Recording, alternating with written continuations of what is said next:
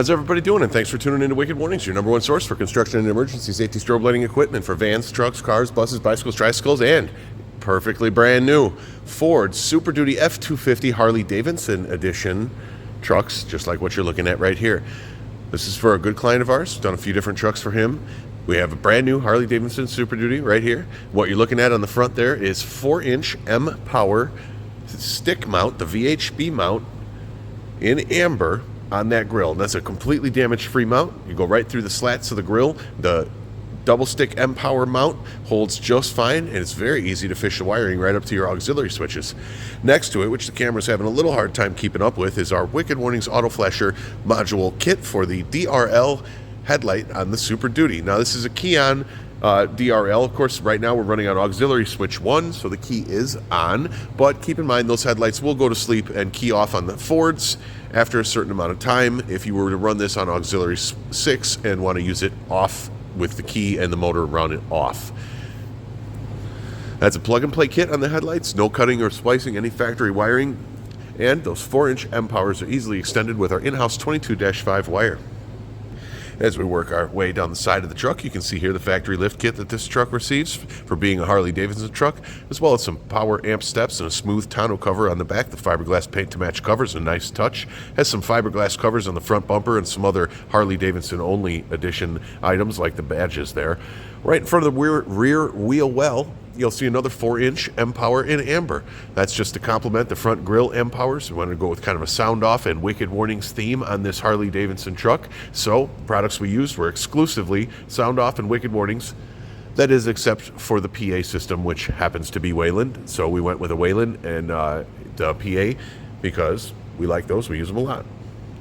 Here you can see how that midship light, very effective at getting some side warning on this truck. You can also see how in the front those headlights do wrap around enough where you can see a little bit of them from the side, so they're not a bad warning at all.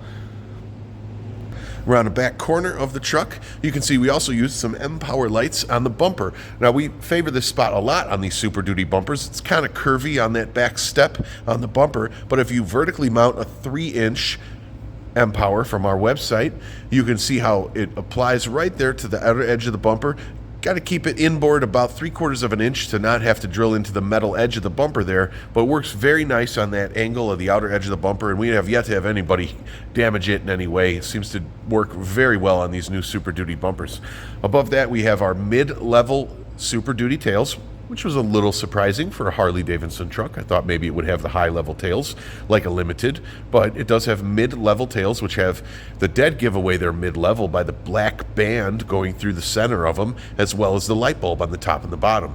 So if you have a Super Duty truck, you're curious if you have mid or high-level tails, there's a dead giveaway with the black band and the light bulbs that this is a mid-level truck.